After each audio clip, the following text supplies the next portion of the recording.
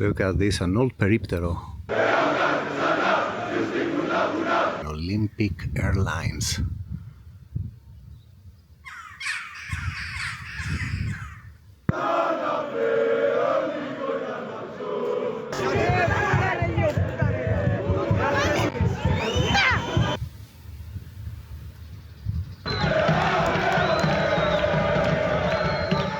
You can literally imagine this road thriving and being extremely annoying with its noisy cars and everything. Look at it now.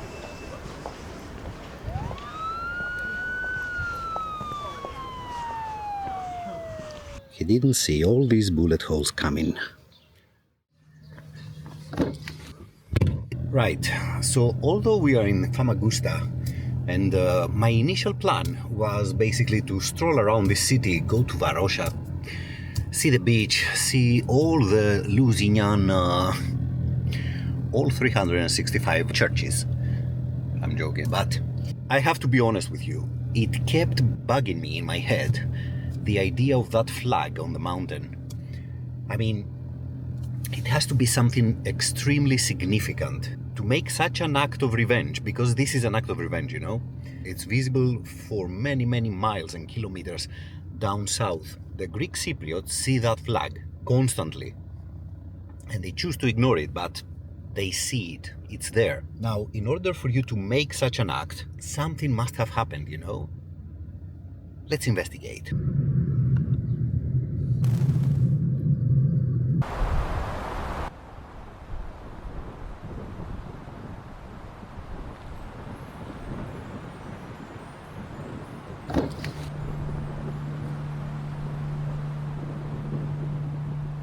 Now, what you can read on this information table is the willingness of EOKA to liberate Cyprus and unite it with Greece. In such a scenario, the danger would be great for the Turkish Cypriots to be kicked out of the island, more or less like it happened on my island, Crete, in the early 1900s, when Crete was united with Greece and the Turkish Cretans were forced to leave Crete and go to mainland Turkey. Turkish Cypriots and Rauf Denktash formed the TMT, that is the Turkish Resistance Movement, a similar paramilitary organization that would try to counteract the EOKA. As for Makarios, remember, he was in favor of the union with Greece in the beginning and tried to change 13 points of the constitution that the British made for the liberated Cyprus. So he didn't stand well with the Turkish Cypriots. Look at this 2-year-old, 4-year-old, 19-year-old, 68-year-old, 3-year-old. Wow. This here behind me is a monument, a sculpture of a mass grave. You see, on the 14th of August, 1974, and as the Greek Cypriot members of EOKA-B were retreating to the attack of the Turkish army, they ended up in these here villages. This here, close to this monument, is the village of Eloda, and there are a couple more, Marata and Sandalar. In these 3 villages, the EOKA-B members arrested the men and sent them to Limassol as prisoners. In the same night, while being drunk, they gathered kids, women, and older people and basically executed them.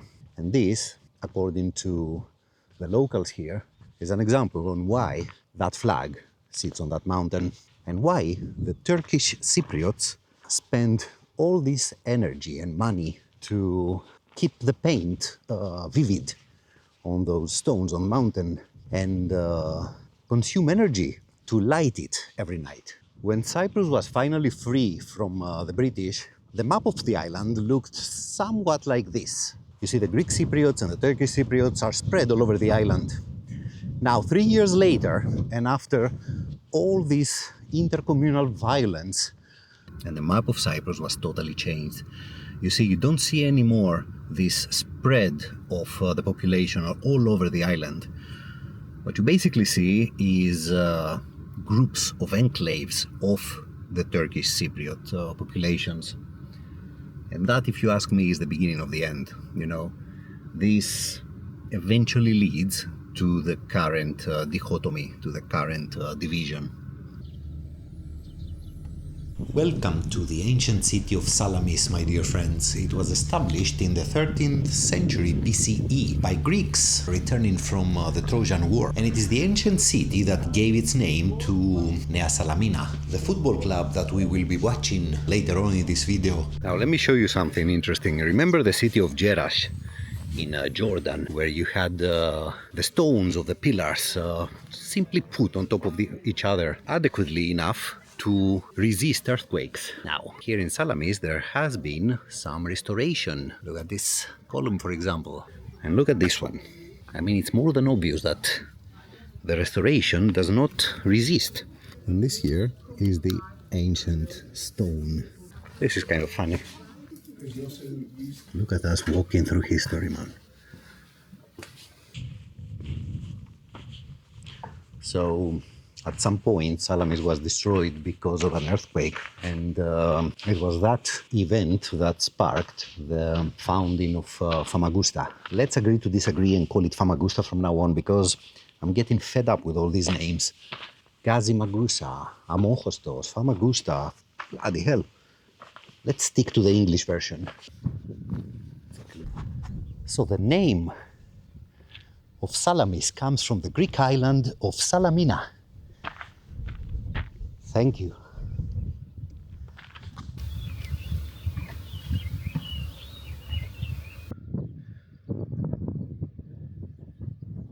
Check them out, man.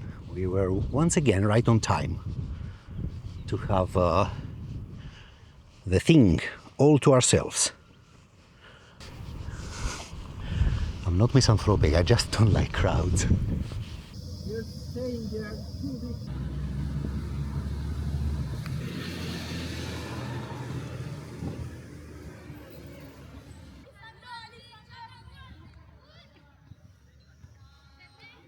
Check it out, man, we found a stadium with a church behind, a lot of kids playing, screaming.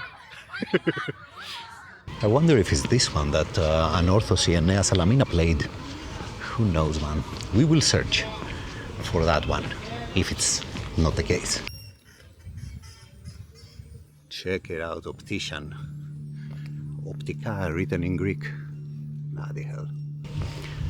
In 1571, the Ottomans captured Famagusta from the Venetians, and it was a bloody war. I think it lasted a year and a half till they could break down that fort. After Famagusta was captured, in the beginning there were no issues with the Greek Cypriot population that was living here. I think back then we can call them Greek population that was living here.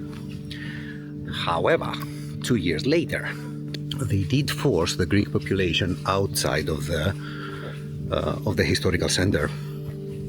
So we had some sort of segregation where the Greeks were pushed down to the south, and they basically found this area here, which is called Varosha. Now Varosha back then, remember this is still the 16th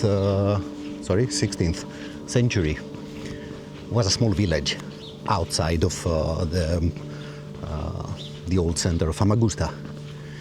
It did grow, however, and during the years it grew up to be a thriving quarter of the city of Famagusta. I mean, trying to picture all these buildings, those two, inhabited by Greek Cypriots and Turkish Cypriots. The Turkish Cypriots were the minority. Check it out down there, the United Nations building. Look at this building. It was stopped in its process of growing up and becoming a full-scale apartment building. What really made Varosha and Famagusta in general explode was tourism. If you picture yourself back in the 60s, this place here and the beach that's right next to it was basically the touristic hotspot. I mean, it was everywhere and it was promoted as the place to be in the summer. And it feels absolutely weird thinking about it and walking like this. Look at this, an old periptero.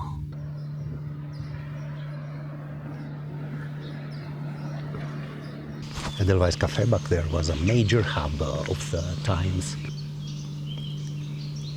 It's definitely curious.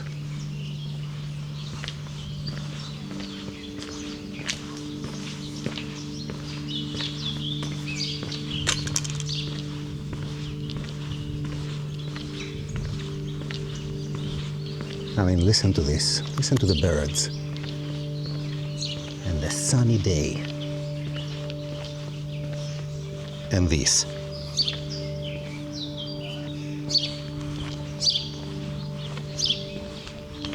What is this, man? Whoa.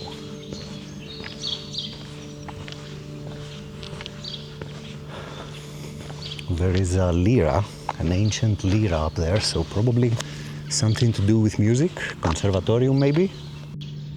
So I can read Odos Enosios, Union Road, Union with Greece that is, and Makarios down there. Dental clinic. And yet another peripteroman. This area, Varosha, was opened 4 years ago, right after the COVID period. And it definitely looks like probably one of the best war museums ever. Pavlos Kyriakou bookstores. This is insane, man. Olympic Airlines.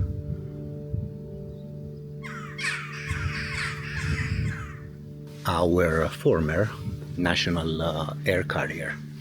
This place is heavy. I mean, it's heavy. Probably the people who were born here are now... So if you were 10 years old, 1974, now you are in your 60s. Sorry about my mathematics. I would absolutely hate it coming here and see this place like this. I mean, it's eerie. You can literally imagine this road thriving and being extremely annoying with its noisy cars and everything. Look at it now.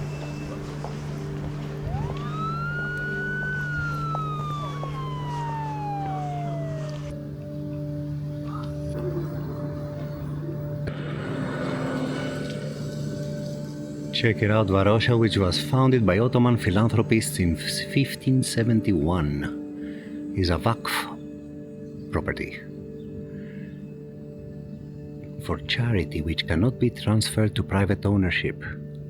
Summary: this land, which was proved to be the property of the Vakf until 1936, has been illegally shown in the amending records as if it were owned by the tenants. So basically what it says down there is that anyone who says that they own land here, mainly Greek Cypriots, they lie. Would you like to ride your bicycle on these roads? Fashion house, probably. You may place your order here for handmade suits.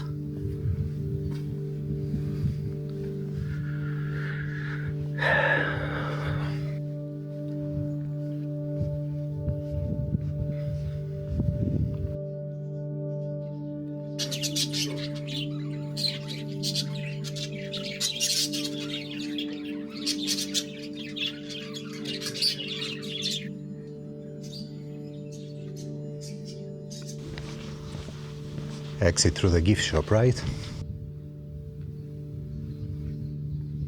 Check it out at church.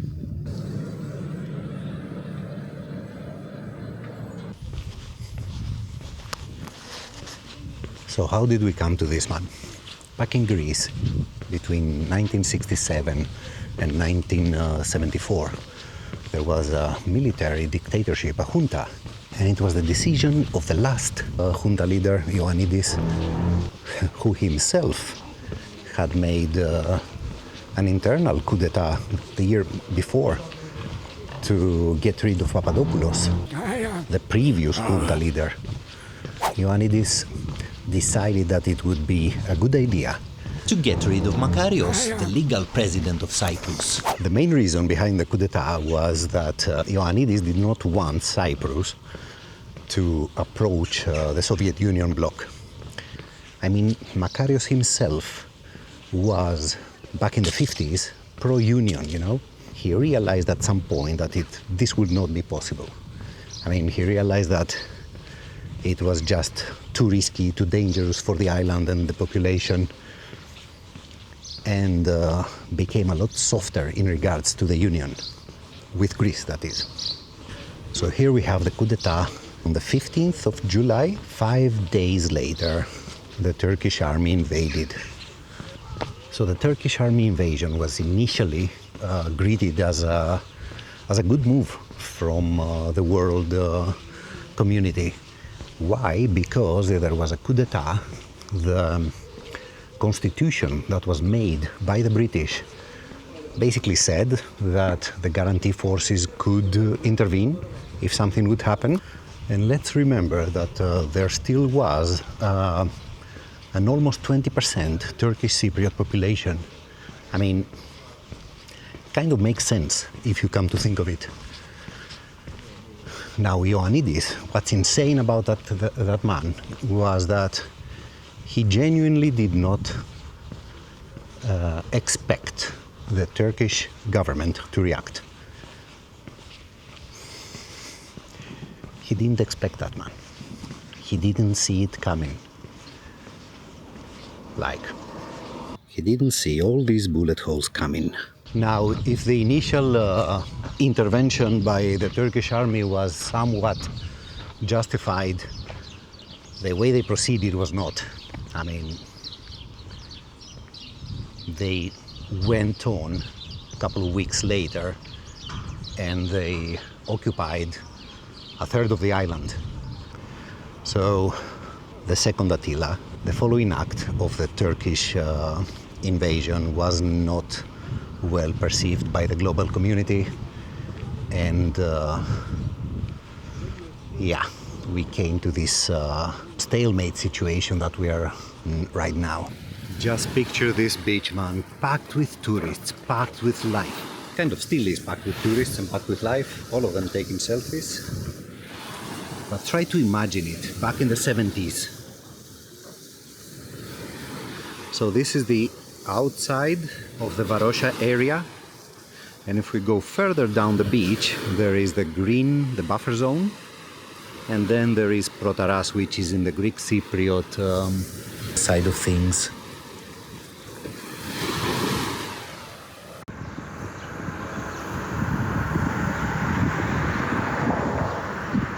The beach bar and the abandoned buildings of Varosha. And down there is the limit for the beach. Behind that you cannot swim. I mean, probably you can swim, but if you get caught, you end up in jail. No photo.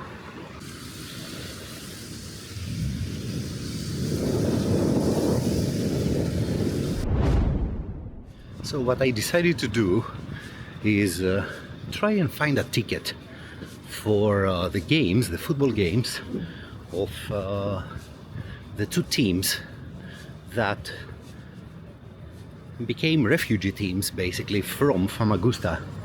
One of them plays at home, that is Anorthosis, and by the way they play at home versus Omonia 29, M, the Gate 19, and the second is Nea Salamina. Both Anorthosis and Nea Salamina were forced to move to the city of Larnaca. Larnaca is in the Greek Cypriot side of Cyprus, and it also hosts a third team, which is called AEL, but more on that later. Now listen, remember what we always say, right? Football is the best analogy for what happens to our society. Let's keep that in mind, because the team we're going to see now is exactly that. Anorthosis was found in Varosha, in Famagusta. And they were basically forced to become refugees in their own island when the Turkish army invaded Famagusta and made Varosha Ghost town. Now remember when we were there just outside Varosha there was this stadium. It turns out that it wasn't the stadium of Anorthosis. The real stadium of Anorthosis was right after the entrance of Varosha. It wasn't visible unfortunately behind some very derelict buildings, and I saw it on Google Maps. I mean, it's basically dirt. Yeah, it doesn't remind a stadium at all.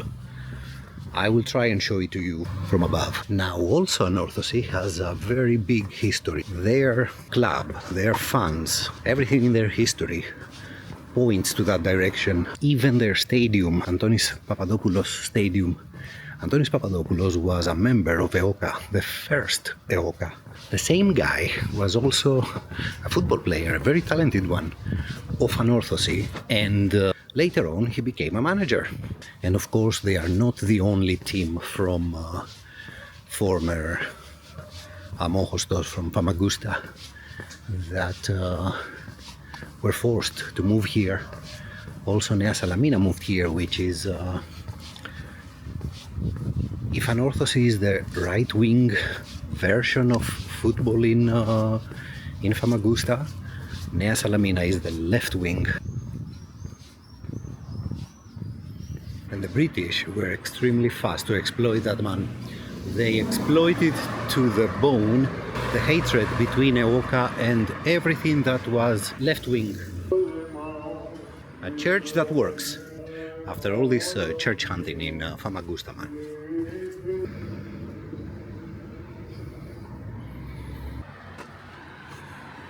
Check it out, man. It's always such a beautiful sight to see the stadium. This Omonia that plays now against Anorthosis is the Omonia found by Gate 9. However, Gate 9 will not be here because they rejected the fan card, which, let me tell you, I mean, I am in Cyprus for 10 days, right? The amount of cursing and frustration and nerves that all these steps of verification that I have to do to buy a bloody ticket for a game of footy. I don't know, man. I mean, it's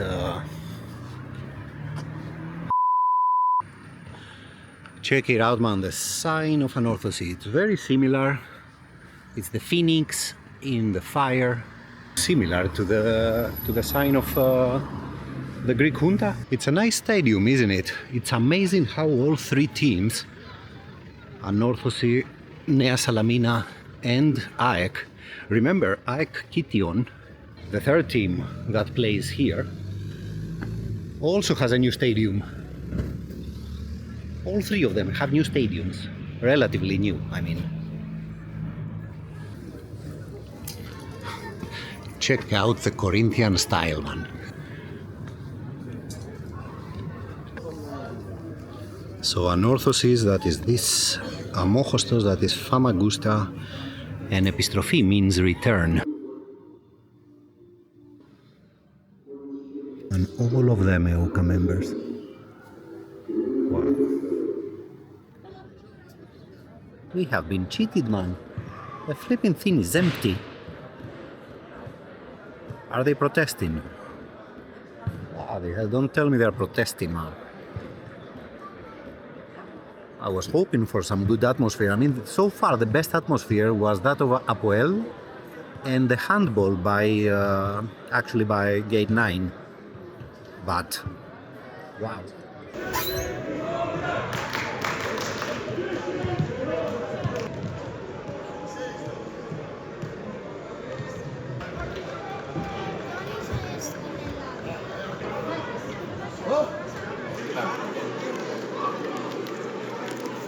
Flipping hell, man, this is a disaster. These are the fans of Anorthosis and these of Omonia.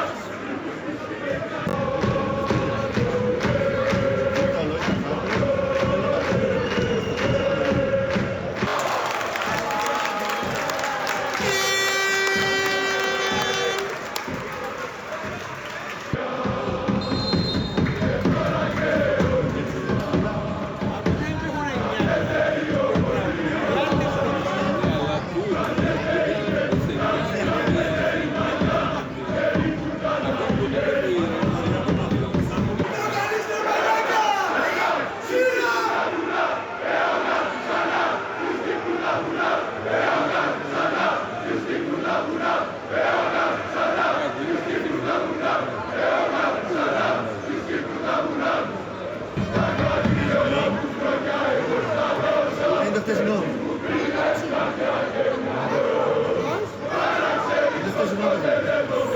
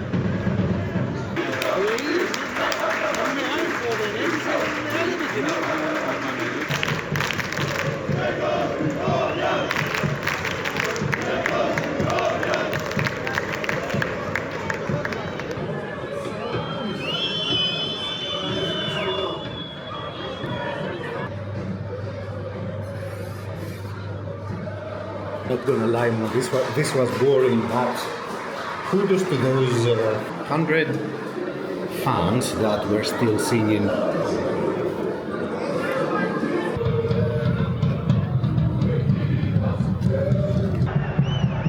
Anorthosis fans had two banners, an obituary for one of their friends, and the second one was another obituary for Evagoras Palikaridis. On the same day that Queen Elizabeth, rest in peace, received her crown, on that same day, Evagoras Palikaridis, the 15-year-old Evagoras Palikaridis, decided with his friends at the school that he was attending in the city of Paphos that they wouldn't tolerate the presence of British troops or British symbols.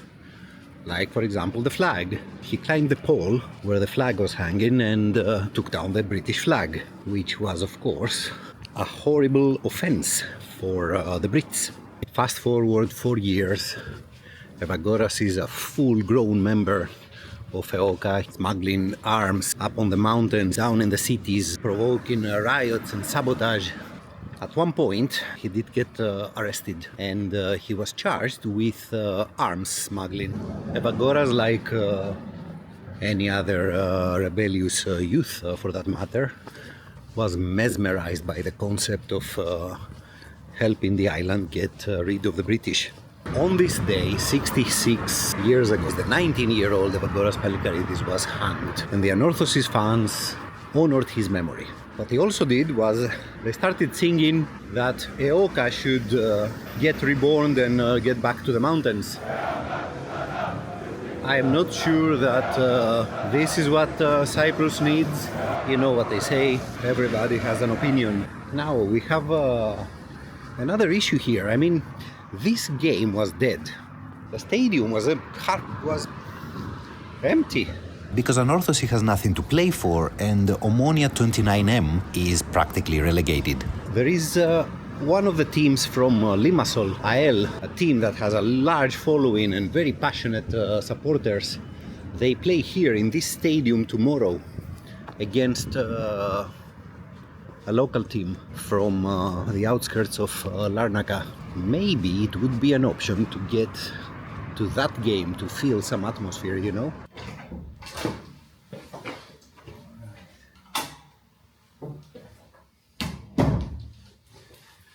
So, good night for now, see you tomorrow. Bye-bye.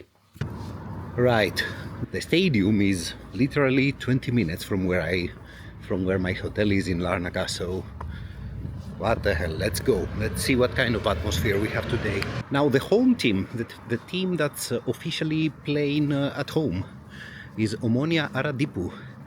Omonia Aradipou is the first Omonia, the first team to be called Omonia in Cyprus. I'm not entirely sure why they play at the stadium of Anorthosis, but this is what they did the whole year, so this is home for them. Check it out, man, we have a car cemetery.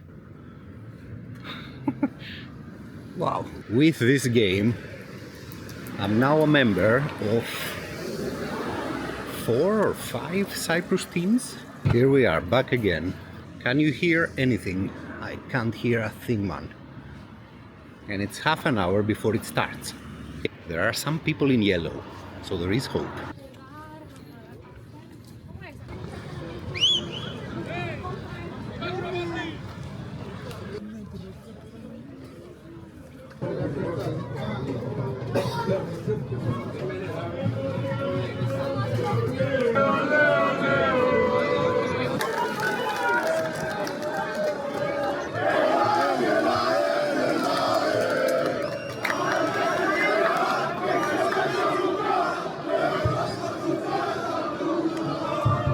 In hell, this is emotional, finally atmosphere.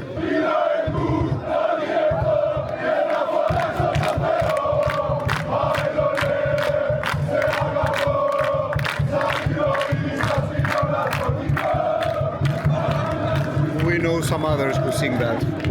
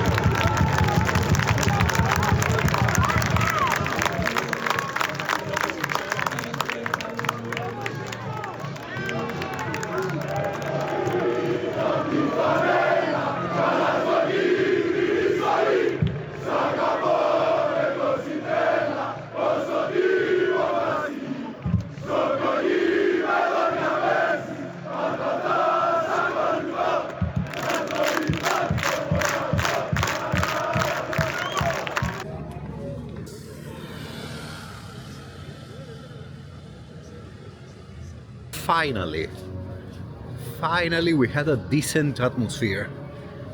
I'm not gonna lie, AEL was also nice, but this was nicer. Well done to AEL. I came to realize that although I film all these videos with supporters and stuff and promoting the thing, I myself don't get involved, and that's bad. I mean, I perfectly understand all the people who don't want to be filmed, which is the case. So I try to avoid it. I try to avoid the closer angles, let's say. But at the same time, I also miss it, you know? Good morning, everybody, from Larnaca. Before we start today's very important tour, let's make a stop at the other two stadiums of the city. I mean, we did visit the stadium of Anorthosis twice. Let's go and see where Nea Salamina plays and where AEK plays. Check it out, man. So here we are. This is Amochostos Stadium. Amochostos means, of course, Famagusta. And you can actually see this here.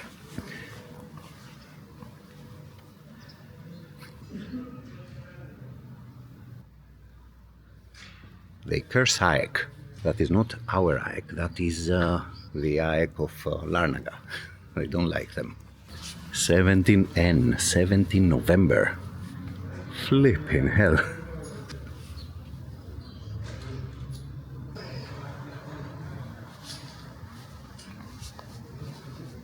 Now Salamina here does not have much chance to avoid relegation.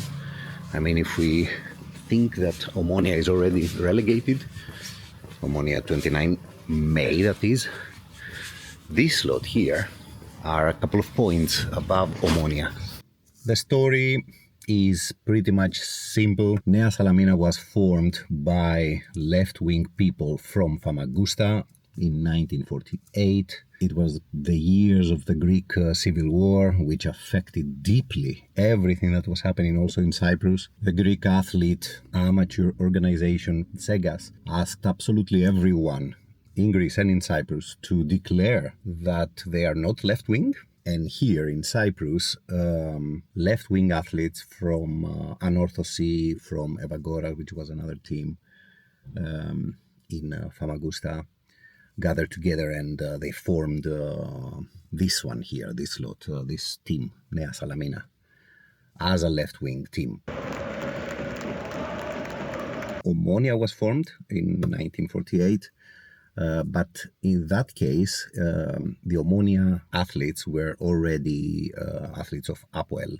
So APOEL declared their sympathies for the right-wing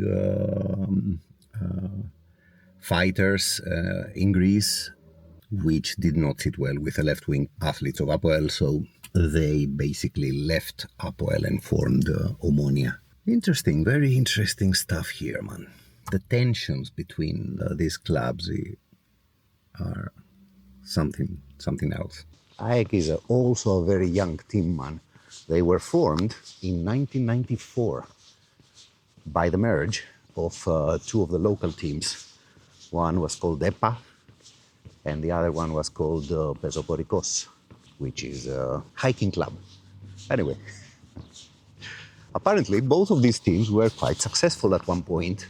These two clubs were once one, and they were divided in 1937 and came back together as AEK Kition in 1994. Now in my AEK, the K stands for Constantinople, the city that's now called Istanbul. Here the K stands for Kition, which Kition was the first name of the city of Larnaca. Here is Larnaca, say the graffiti. And you have the Celtic cross. So as you can see, AEK shares the right-wing views of Anorthosis, and they are mortal enemies with Nea Salamina back there. The emblem is this guy. This is Kimon. Kimon was an ancient Greek captain who basically came here with his armada to fight against the Persians. At some point, he was about to die, and he ordered everybody to keep it hidden, so that the morale of the rest of the army wasn't affected. And finally, the Greeks did win. This stadium is a little bit sterile, man. I don't see any graffiti anywhere. And we love graffiti, don't we? So Salamina, as you saw back there, has an ultra group called Red Rebels. Now this slot here have also an ultra group called Larnaca Guardians. I'm thinking about actually going to see the game where Nea Salamina play. Is the fact that they play a team which is also a refugee team from northern Cyprus, which is called Achna. Now that team, if I'm not confusing everything in the map, they play in an area that's British territory. Cyprus is wild, man. Bloody Ethnikos Achnas, man. Does not have a website, which they have Facebook though. And when you send a message, how am I going to get a ticket for your game? They have a bot that answers, and it says thank you for contacting us, and that's about that. Nothing more. Whatever you ask, you don't get any more answers from them. So whatever, man. Okay, let's go. So we are 5 kilometers away from that stadium, and we are late. We are 20 minutes late. Can you believe that? Right, so I see the stadium. What's funny is the name of the... Turn right. Shut up. What's funny is the name of the road leading to the stadium. It's called Grivas. Which Grivas was, of course, the guy who fought the Brits like there was no tomorrow. We will be proud to say that we watched both teams from Famagusta. It's cool, isn't it?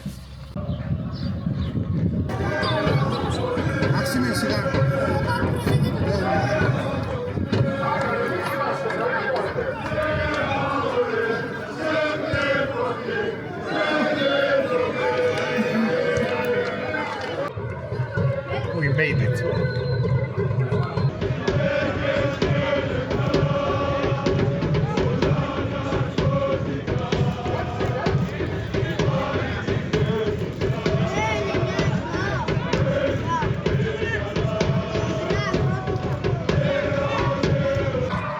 Flipping hell, they scored. Check it out.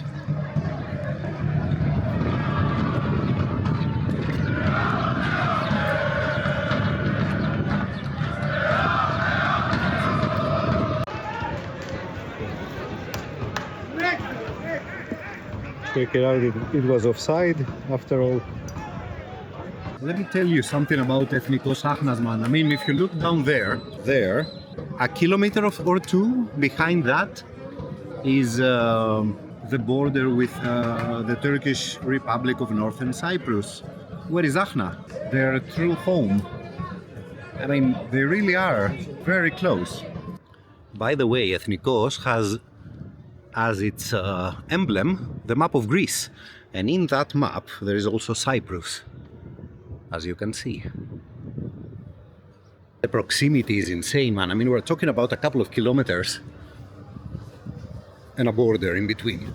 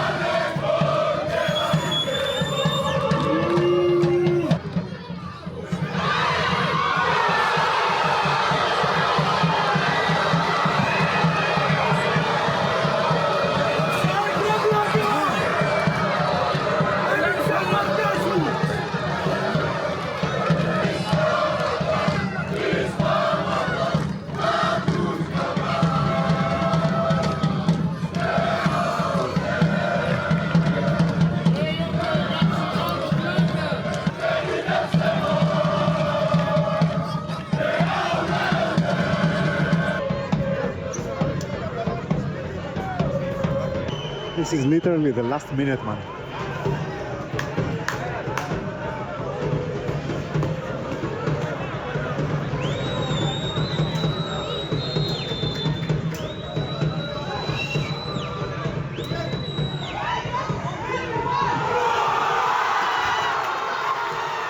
Unbelievable, man. They scored, man. Wow.